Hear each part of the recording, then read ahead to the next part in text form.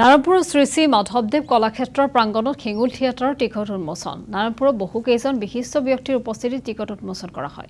কলাক্ষেত্ৰৰ সচিব সুদৰ্শন ঠাকুৰে আনুষ্ঠানিকভাৱে মুকলি কৰে টিকটসমূহ। নাৰায়ণপুৰৰ DSP ক্লাবৰ আমন্ত্ৰণ মৰ্মে অহা 31 জানুৱাৰী 1 আৰু 2 ফেব্ৰুৱাৰীত নাৰায়ণপুৰ উচ্চতৰ মাধ্যমিক বিদ্যালয়ৰ খেলপথাৰত নাট প্ৰদৰ্শন কৰিব হেঙুল থিয়েটাৰে।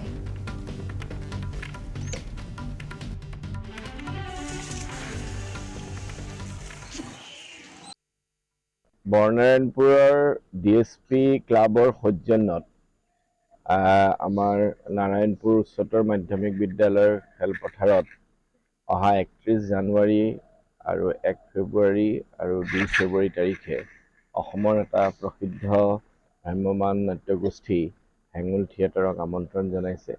বৰনাৰায়ণপুৰত থিয়েটাৰৰ এক বিশেষ আদৰ আছে। আমি জানো যে ইয়াত আয়োজিত প্ৰায়বোৰ ভ্ৰাম্যমাণ নাট্যগোষ্ঠীৰ থিয়েটাৰতে বিপুল পৰিমাণৰ দৰ্শক হয়। সকলোৱে খুব আনন্দৰে উপভোগ কৰে আৰু আমি আশা কৰিছোঁ DSP গোষ্ঠীয়ে যি এই আয়োজন কৰিছে এয়াও সফল হ'ব আৰু হেঙুল থিয়েটাৰে এইবাৰ অতি আকৰ্ষণীয়ভাৱে এখনি নাটক ৰাখিছে ঈশ্বৰ পুত্ৰ শীৰ্ষক।